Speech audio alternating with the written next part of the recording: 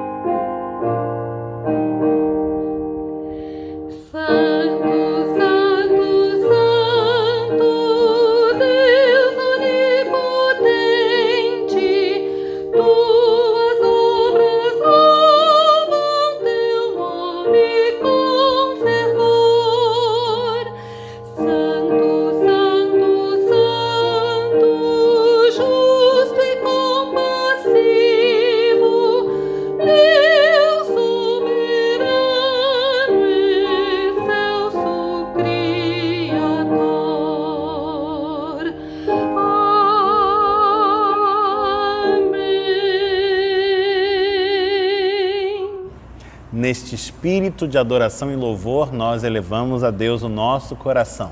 Fazemos isto em oração. Feche seus olhos, falamos com o Senhor.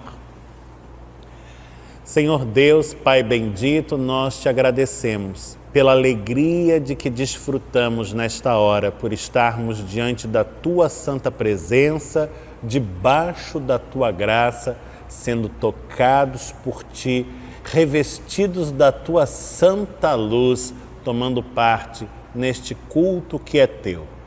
Ah, Senhor, Senhor nosso, quão magnífico em toda a terra é o Teu nome.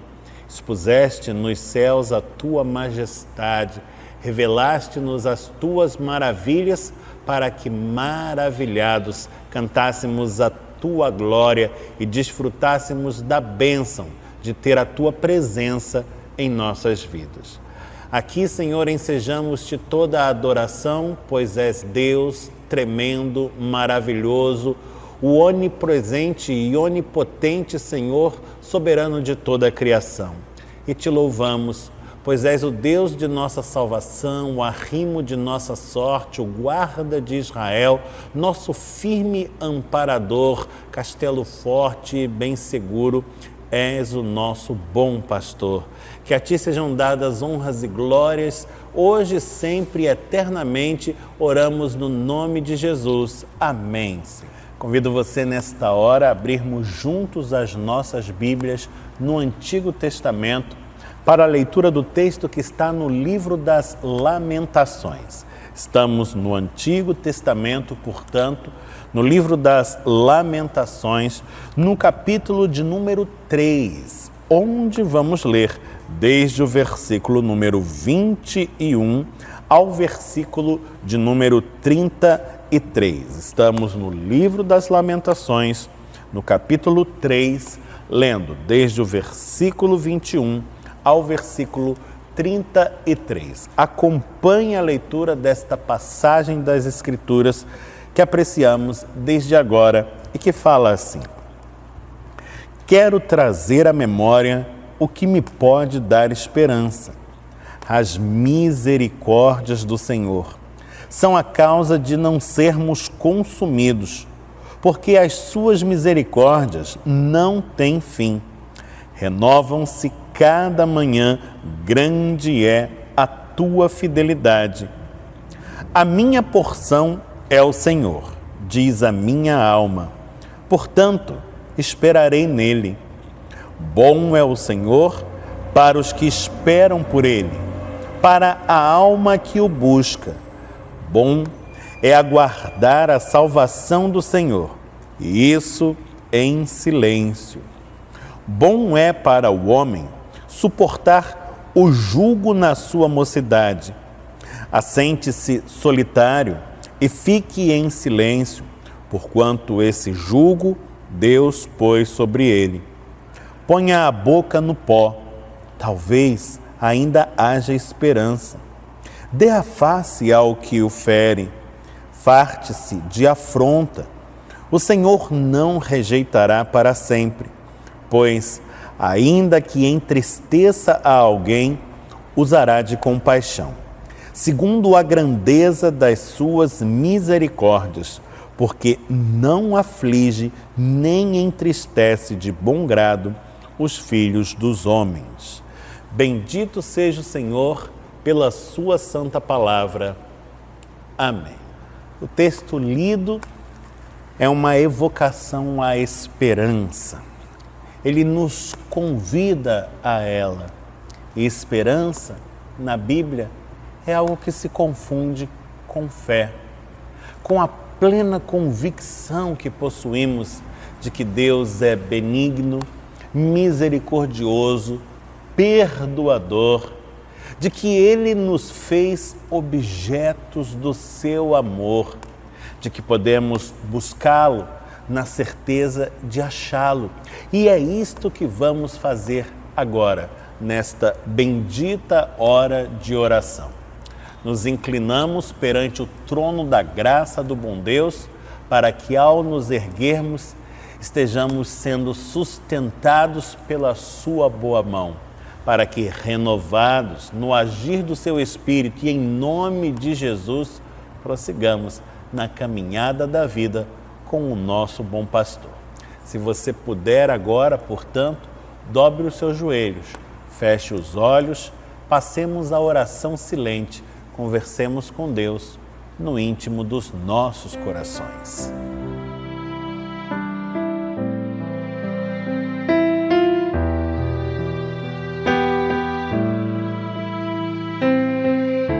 Senhor Deus, Pai bendito, é pela Tua graça, mediante a Tua providência, que desfrutamos da bênção desta hora.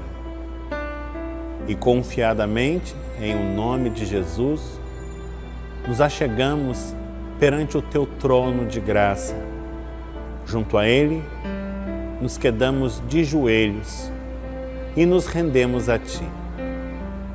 Tomados pela fé que o Teu próprio Espírito comunica aos nossos corações, e, portanto, movidos pela certeza de que, ao buscar-te, podemos achar-te e de que as nossas orações, com as súplicas e os motivos de intercessão que ensejam a Ti, são ouvidas por Ti. E não apenas isto, são acolhidas e encontram no Senhor resposta fiel. Bendizemos-te, ó Pai das luzes, por nos aceitares e por trabalhares em nossas vidas através da ação do Espírito Santo, para que mais e mais nos assemelhemos a Ti, em santidade e em justiça. Pois este é o nosso desejo e muitas vezes tropeçamos em o realizar. Amamos o bem, no entanto, há ocasiões em que o negligenciamos. Odiamos o mal, todavia, muitas vezes nele incorremos também. E é somente a Tua misericórdia a causa de não nos perdermos e não vermos as nossas vidas sendo consumidas em tais descaminhos. Uma vez mais, nos renovas no dom da vida que nos outorgaste. E por isso te somos gratos, rogando-te que continues a ser conosco, dando-nos sempre a direção segura para que nossas vidas sejam proveitosas, a serviço da causa do Teu reino, dotadas de valor, pois para a bênção de muitos, e que assim possamos corresponder à Tua graça com fidelidade, depositando o nosso próprio viver no Teu altar, para a glória do Teu nome eternamente. Esta é a nossa oração, feita pela mediação de Cristo Jesus, o Salvador bendito. Amém, Senhor. Tocados pela graça do Deus misericordioso e perdoador, revestidos com a sua luz, inundados pela sua paz, cantamos, sob a direção da maestrina Helen Heinsley, acompanhados pela pianista e organista Gisele Santana.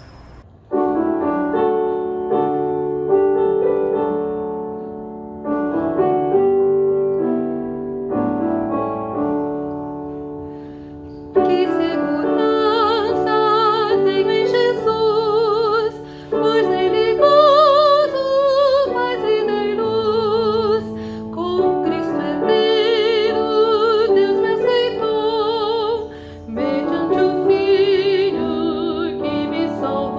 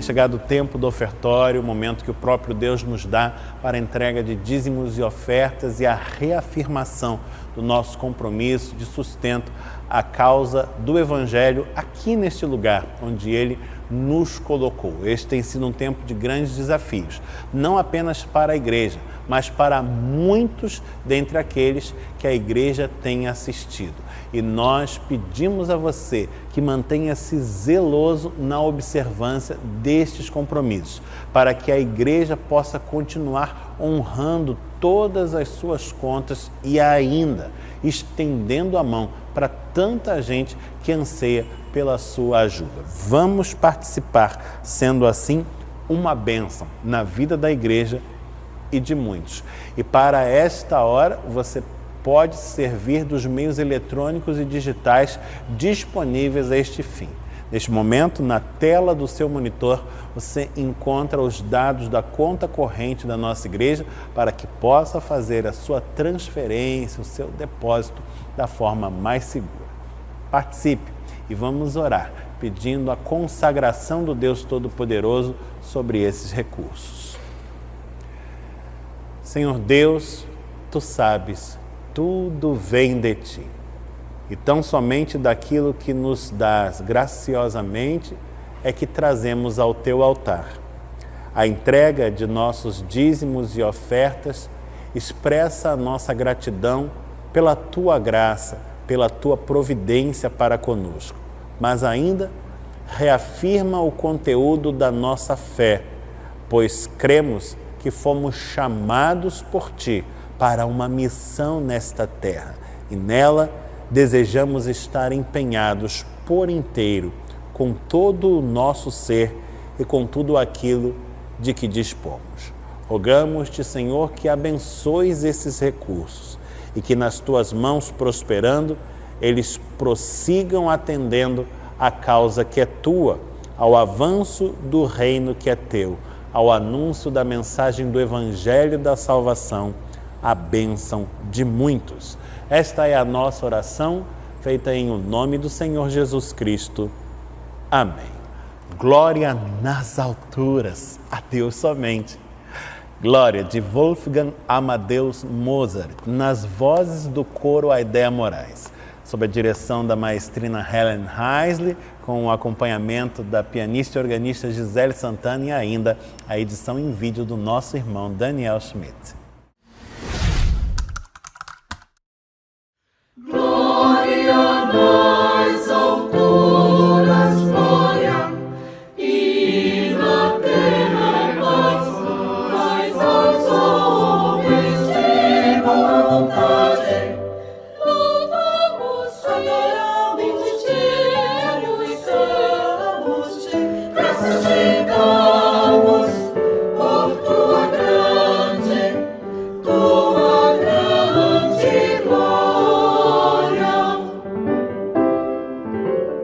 Deus poderoso, Rei celeste, pelos anjos de Deus poderoso, Cordeiro de Deus, que tira o pecado do mundo. Tem piedade, ó Senhor, que tira o pecado do mundo. Aceita agora as nossas orações. Está sentado ao lado de Deus Pai. Tem piedade, Senhor, pois somente Tu és santo, Deus bendito Jesus Cristo, com Santo Espírito, na glória de Deus o Pai. Amém.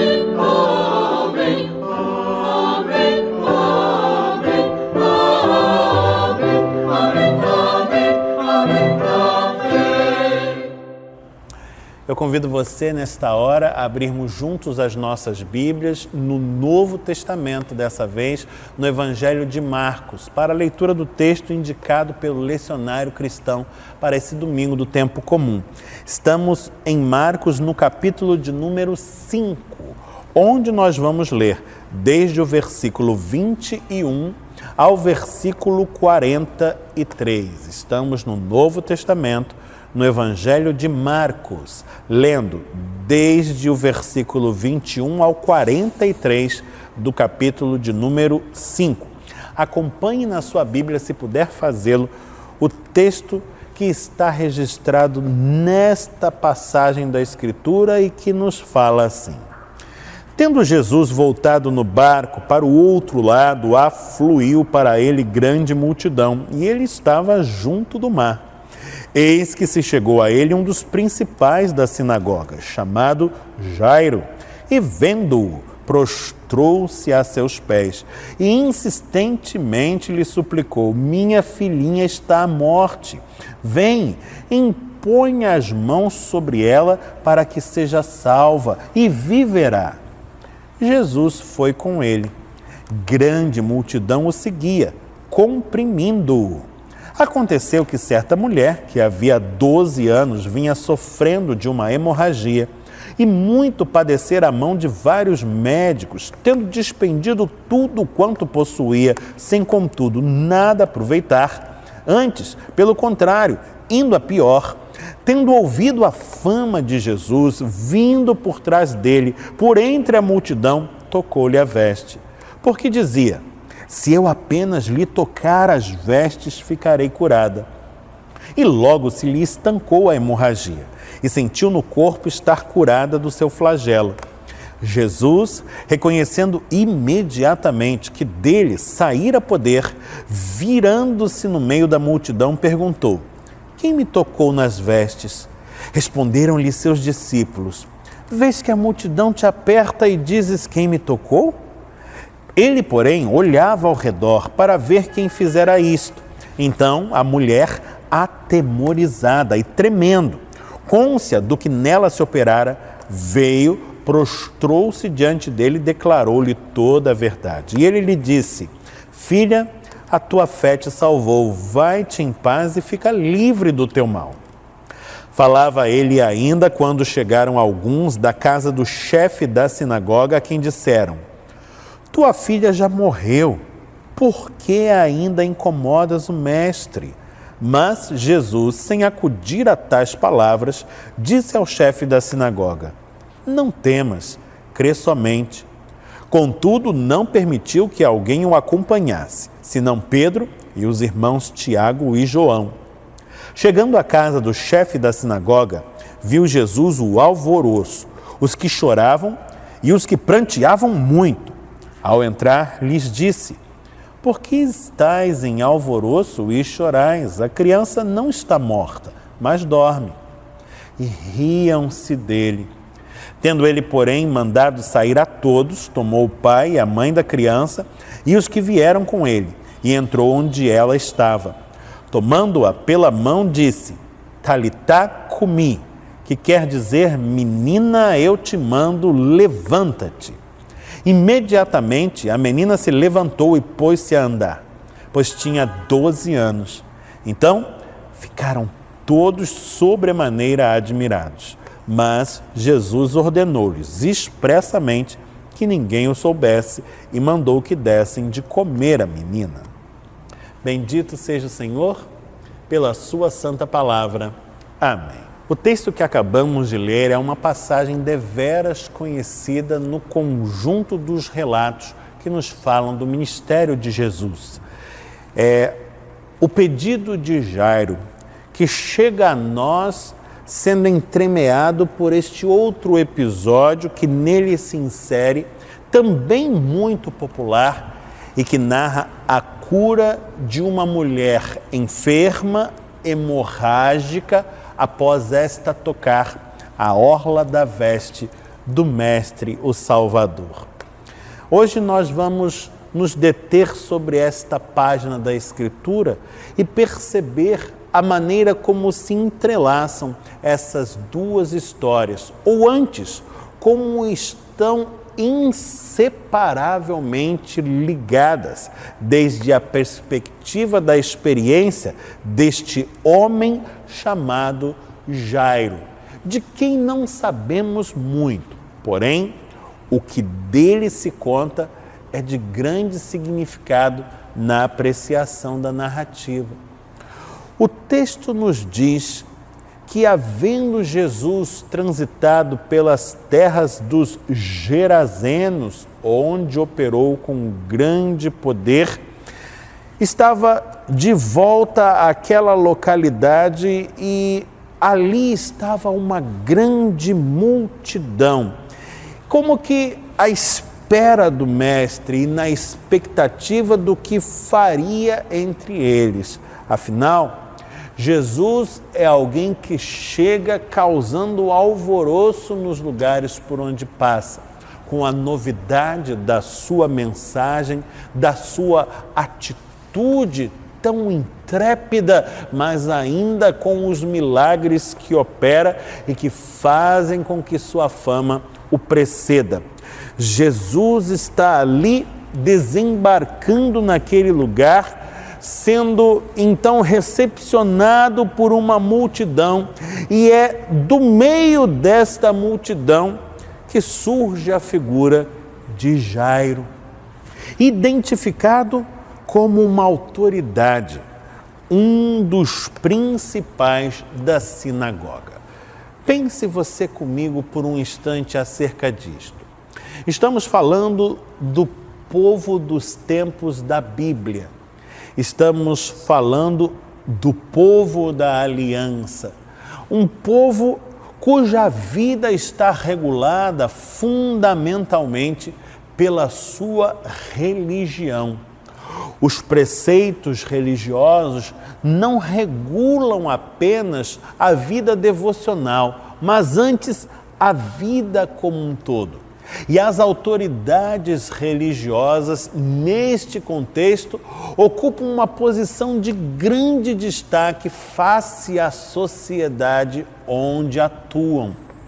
Estamos falando aqui de uma autoridade deste tipo. Afinal de contas, nas localidades externas à cidade de Jerusalém, a vida cultica, a vida devocional é cultivada nas sinagogas. Onde o templo não está presente, é a sinagoga que se impõe como espaço para que a comunidade se debruce sobre os escritos sagrados, seja alimentada com as suas instruções, possa cantar, orar, fazer tudo isto em comunidade. A sinagoga desempenha um papel crucial dentro desse contexto cultural. E aqui estamos falando de um dos principais da sinagoga, um homem chamado Jairo, que irrompe de dentro da multidão, indo em direção a Jesus. E Jesus é, por sua vez, aquele que, no final deste livro que estamos hoje visitando, o Evangelho de Marcos, assim como no final de todos os demais evangelhos canônicos, Jesus é aquele que, no final do livro, será perseguido pelas autoridades religiosas do seu povo Israel e, por fim, será empurrado por elas em direção ao Gólgota, ao madeiro, à morte e morte de cruz. De uma certa forma, o judaísmo, a religião oficialmente instituída do seu tempo, será o seu algoz. E aqui estamos conjugando duas figuras muito emblemáticas. De um lado, Jesus, o que será reputado como herege e como traidor do império. E de outro lado, Jairo, um representante da religião legítima, oficial, vigente. E agora os dois vão se aproximando. Ou antes, é Jairo quem se aproxima de Jesus. No entanto, Jairo não vai em direção a Jesus como quem tenta acusá-lo de alguma coisa, como farão muitas vezes os fariseus e os saduceus, conforme os relatos dos evangelhos nos reportam. Jairo vai em direção a Jesus não para impor-se qual autoridade, nem tampouco para olhar para ele desde o alto para baixo, como seria perfeitamente compreensível, haja vista sua posição naquela sociedade, em contraste com a figura do humilde filho do carpinteiro de Nazaré. Jairo vai em direção a Jesus para lançar-se aos seus pés, para prostrar-se perante Ele. Você consegue imaginar quantas barreiras sociais, quantos paradigmas, quantas coisas são de repente lançadas ao chão nesta hora e nesta atitude? Estamos falando da imagem de Jairo perante aquela comunidade, a imagem de Jairo enquanto um dos principais da sinagoga, uma autoridade religiosa e espiritual. Estamos falando desta figura agora lançando-se aos pés do Nazareno, aquele que será posteriormente reputado por herege e maldito. Estamos falando da maneira como Jairo se desprende das amarras do constrangimento, como coloca até mesmo em risco todo o seu status diante daquele povo que o conhece tão bem e que o reconhece como figura de proeminência e liderança. Estamos falando da forma como Jairo é capaz de deixar tudo isto para trás, colocar tudo isto de lado. Estamos falando da história de uma vida. Jairo, por certo, não ascendeu a esta posição, não tornou-se figura tão proeminente, não passou a ocupar esse patamar social elevado, não atingiu esse posto na liderança da sinagoga local de uma noite para o dia. Estamos falando do ponto de culminância até ali, da caminhada de toda uma vida. E Jairo, naquele ato que muitos poderiam julgar temerário, Jairo, ao lançar-se aos pés de Jesus, estava colocando em xeque todas estas coisas. Talvez nunca mais tivesse crédito como autoridade religiosa e espiritual. Talvez nunca mais as pessoas reconhecessem na sua figura a confiabilidade necessariamente inerente a alguém que ocupasse posição de liderança como a sua. Talvez nunca mais Jairo tivesse condições de estar à frente da sua sinagoga local, dirigindo-se ao povo e sendo por ele ouvido. Talvez nunca mais depois daquele gesto. No entanto, já nada mais destas coisas tem tanto significado assim, porque Jairo, como um pai angustiado que é, haja vista a enfermidade de sua filha, que já acha-se à beira da morte, à luz deste fato, nada mais é tão importante assim. Jairo olha para Jesus e reconhece nele a possibilidade de um milagre. Vê em Jesus um alento para a sua esperança. E como precisava ter esperança, pois vê-se que é pessoa de recursos, não é uma pessoa desprovida, mas antes alguém que tenha que recorrer e, no entanto, os seus recursos já para nada lhe adiantam. Sua filha está à beira da morte e ele, ainda que seja Jairo, líder reconhecido, um dos principais da sinagoga, autoridade religiosa e espiritual, ele nada pode fazer para reverter este estado de coisas. No entanto, ouviu acerca de alguém cuja fama já o precede, que age e fala com intrepidez em o nome do Senhor e opera grandes milagres à vista das pessoas.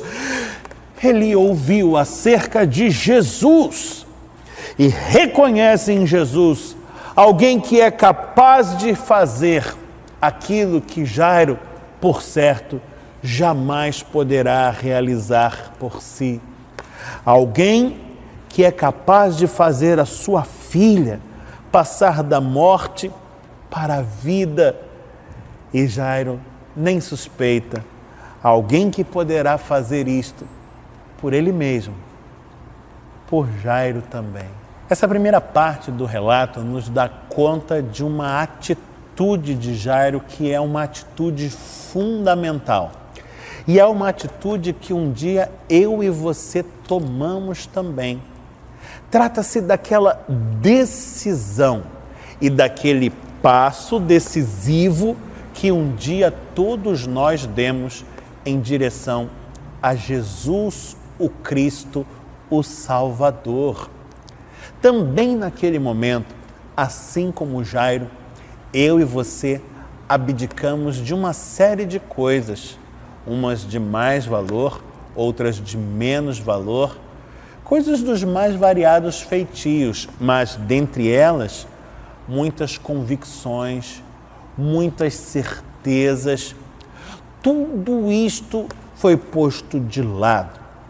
Velhos hábitos, cacuetes mentais, condutas que até então defenderíamos com todo rigor, tudo isto se relativizando, se tornando elástico e secundário. Porque os olhos captaram, no momento agudo e decisivo, algo de valor sobremodo excelente e cujo valor em muito excede a tudo que se possa conceber. E este algo está na pessoa do próprio Jesus de Nazaré. Jairo, assim como eu e você, é alguém que decidiu-se por Jesus e abdicou das suas falsas seguranças para buscar nele a segurança verdadeira que todas as demais suplanta.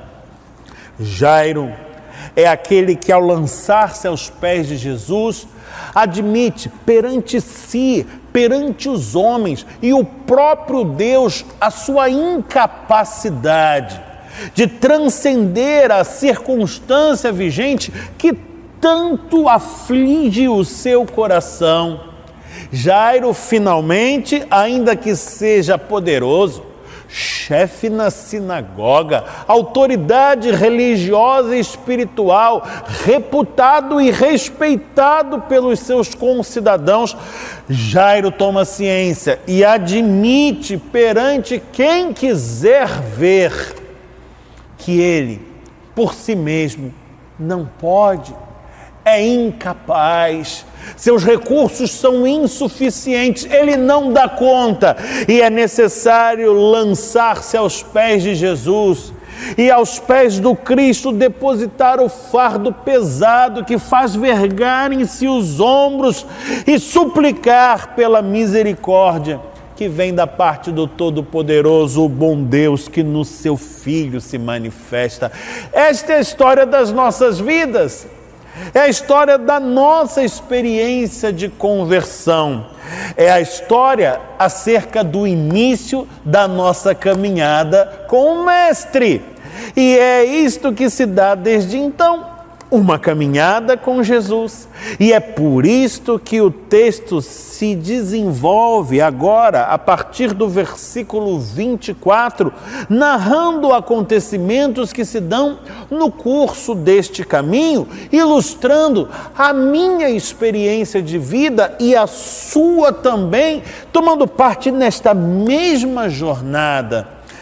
Diz o texto que então Jesus e Jairo passam a caminhar juntos. Não apenas os dois, mas com eles uma grande multidão, veja o versículo de número 24.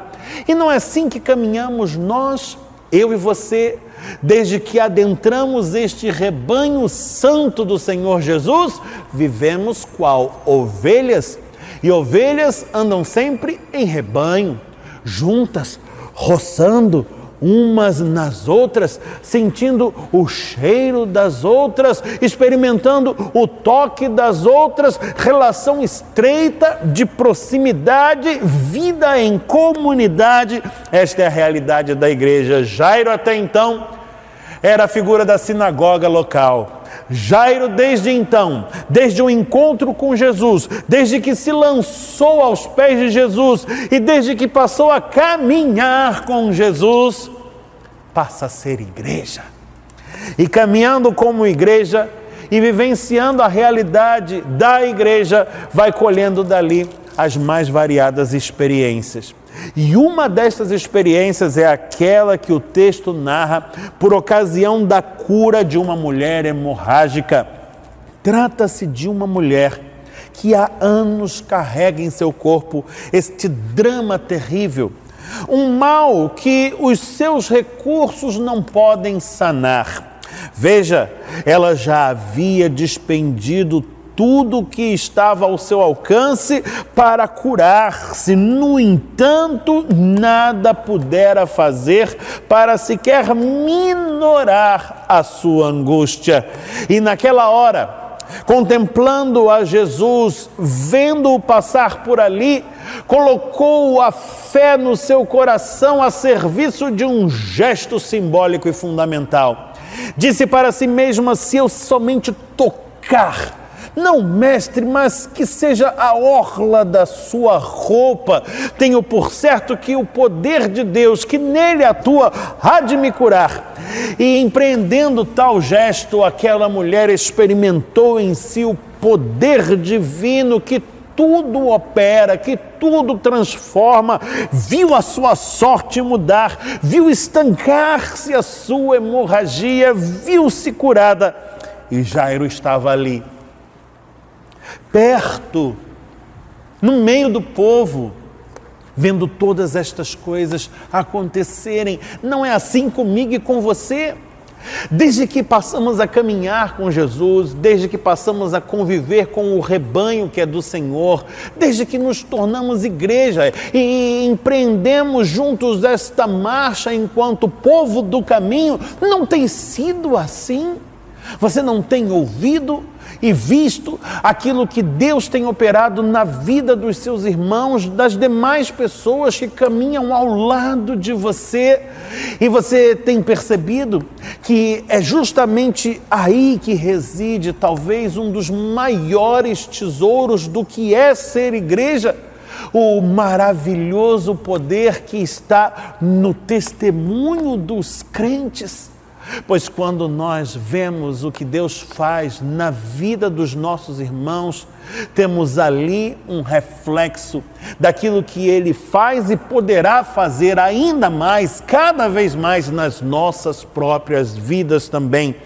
E é maravilhoso como Deus age e como fala de maneira poderosa a vida de Jairo na experiência, no testemunho daquela mulher. Pois aquela história, a história daquela mulher é a história de Jairo e sua filha também, é a história de todos nós, é sempre deste modo. Se tivermos olhos sensíveis para perceber, reconheceremos nas vivências dos nossos irmãos as nossas próprias vivências também. Uma mulher como a filha de Jairo, uma mulher enferma como a filha de Jairo, uma enfermidade que angustia como angustiava a enfermidade da filha de Jairo, uma enfermidade para a qual os recursos humanos viam-se inúteis de todo, como a enfermidade que tocava a filha de Jairo. E então, aquela enfermidade é posta diante do poder do Senhor que age, e a enfermidade tem de retroceder, ela tem de deixar aquela mulher para que se instaure ali o milagre e o poder divino que é para a vida. E é isto que Deus quer realizar na vida da filha de Jairo.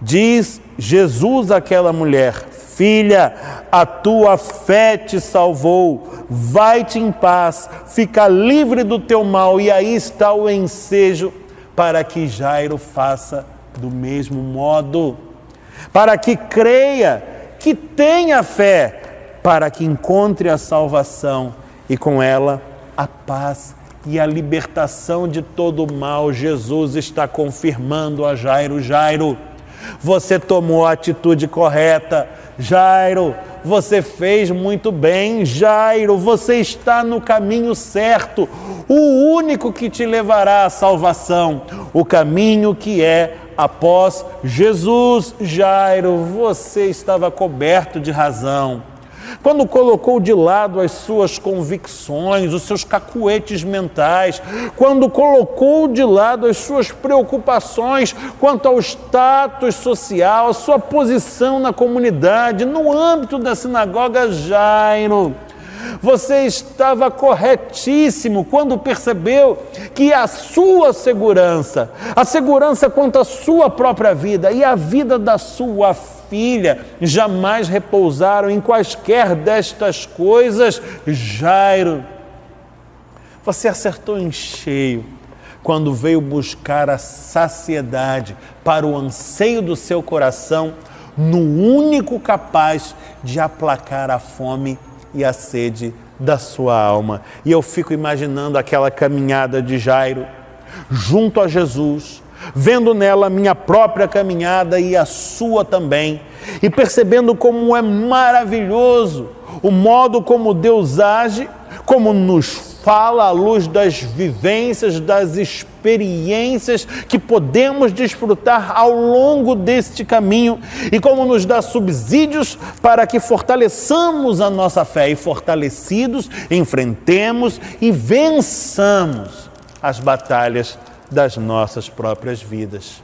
Mas no âmbito da comunidade de fé, no seio do rebanho, há também dificuldades a serem enfrentadas.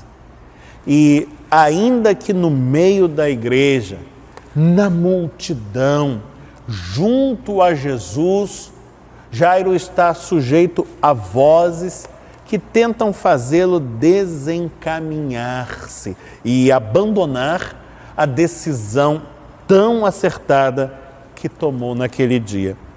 Segundo o texto, e agora estamos nos debruçando sobre a sua porção final, que vai desde o versículo 35 até ao 43, segundo o texto, estava Jesus ainda falando à mulher que fora curada, quando o grupo, e particularmente Jesus, Jairo, são interpelados por alguns que vêm da casa de Jairo e os interrompem no meio do caminho, abordando-os nestes termos: Jairo, tua filha já morreu.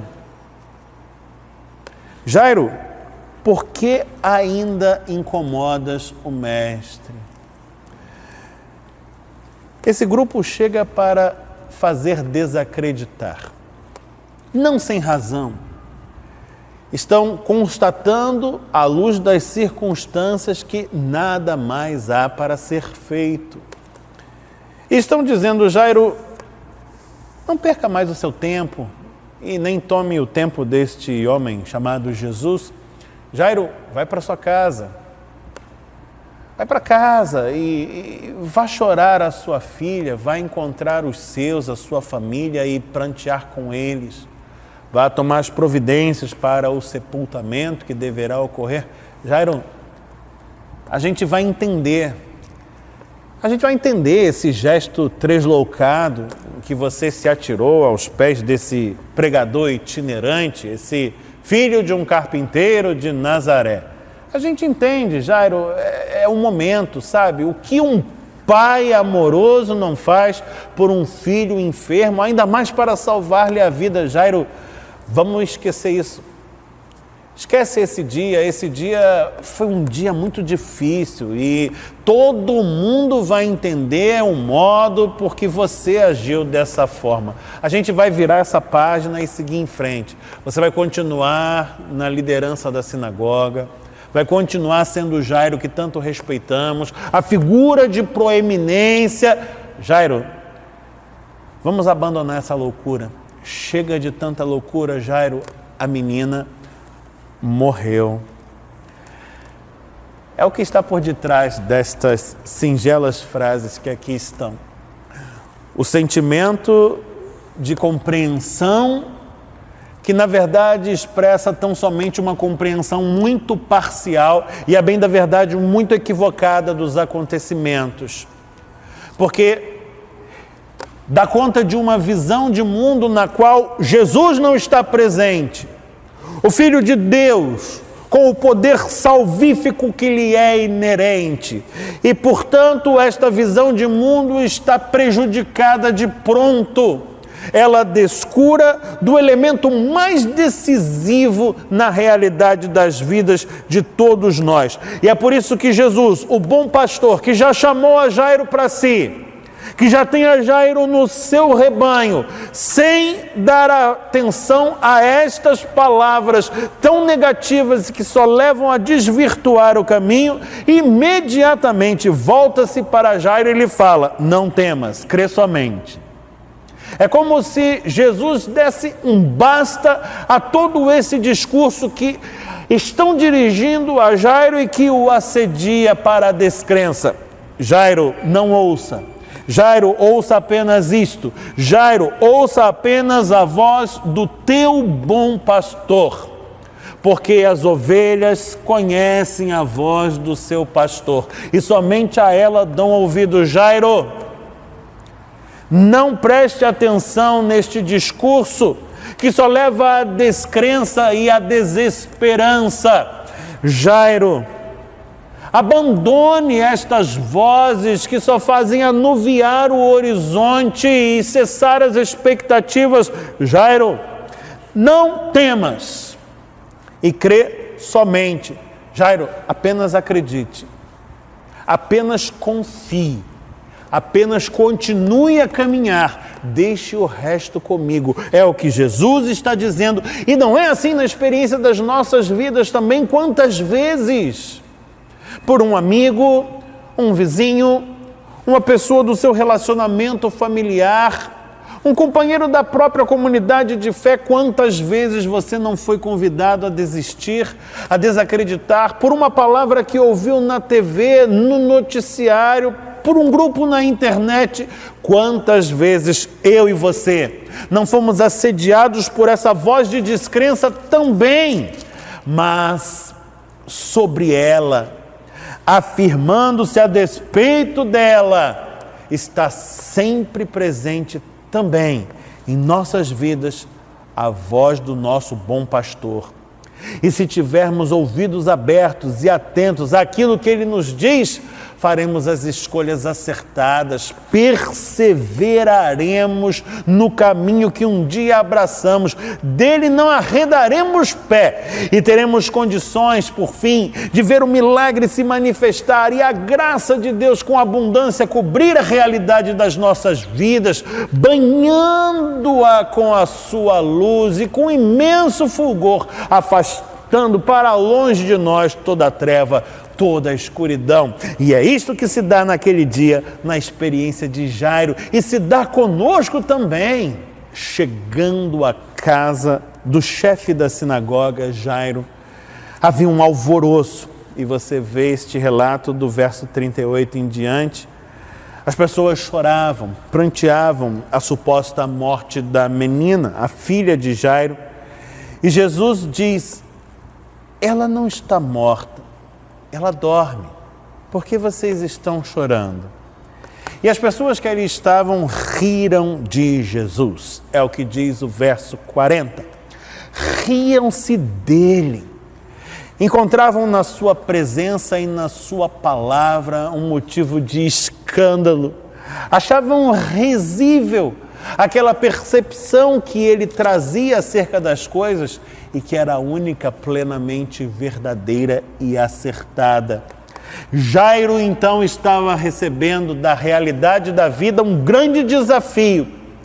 Continuar apostando na perspectiva apresentada por Jesus ou capitular e voltar à antiga forma pela qual via o mundo e vivenciava as coisas. Jairo insiste, persevera. O Espírito de Deus já está agindo na sua vida e é Ele que nos impele a esta coisa a que chamamos a perseverança dos santos. E a despeito das circunstâncias, das dificuldades, Jairo crê. E a fé de Jairo em Jesus e no poder que nele opera é sobremodo honrada pelo Senhor. E eu não preciso narrar o final do episódio, pois você o conhece e já o lemos. Jesus, tomando a menina pela mão, lhe diz: menina, eu te mando, levanta-te. E a menina imediatamente se levantou e pôs-se a andar. E eu fico imaginando a maneira como as pessoas quedaram estupefatas, maravilhadas, perplexas diante do que ocorria. E o texto registra no verso 42, ficaram todos sobremaneira admirados. Eu acrescentaria, por certo, atônitos, porque jamais se viu coisa assim. Alguém que dos mortos volta à vida. E é então que parece Jesus estala os dedos ou algo assim para chamar a atenção e colocar em movimento de novo aquilo que havia se tornado estático, congelado, e diz: gente, vamos preparar alguma coisa para que a menina possa comer? Gente, alguém vai buscar um suco, alguma coisa para essa menina? É o verso de número 43. A vida precisa continuar a avançar, a vida precisa retomar o seu ritmo, o seu curso. Hoje nada se perdeu, hoje ninguém morreu. Vamos prosseguir, todos coloquem-se em movimento, e esse é o desafio para todos nós. É prosseguir nessa caminhada de fé, sendo guiados por Jesus, no seio da comunidade dos crentes, experimentando a perseverança dos santos, sendo assediado pela desesperança do mundo, mas alimentados e orientados pela palavra do bom pastor, e é assim que vamos seguir adiante. Reconhecendo na experiência de Jairo a nossa própria experiência, relembramos quem nós somos. Qual foi a decisão que um dia tomamos, o caminho que abraçamos, após quem temos seguido e para onde rumamos. E assim, o Evangelho hoje nos convida a reafirmarmos a nossa decisão e a empenharmos uma vez mais os nossos pés neste caminho que é do Senhor. E que assim Ele nos abençoe, no poder do Espírito Santo, em nome de Jesus, para que o milagre se opere, a sua glória se manifeste e a bênção seja dada a muitos. Amém e graças a Deus. Nosso irmão seminarista Gerson também nos fala ao coração, pois nos fala da parte de Deus. Nós ouvimos com interesse a mensagem que nos traz do Senhor. Bom dia, igreja, graça e paz da parte de Deus e do nosso Senhor e Salvador Jesus Cristo. Carta de Paulo aos Efésios, no capítulo 3, verso 6, diz assim: a saber, que os gentios são co-herdeiros, membros do mesmo corpo e coparticipantes da promessa em Cristo Jesus por meio do Evangelho. Paulo fala à igreja de Éfeso, mas essa verdade nos abarca nos dias de hoje.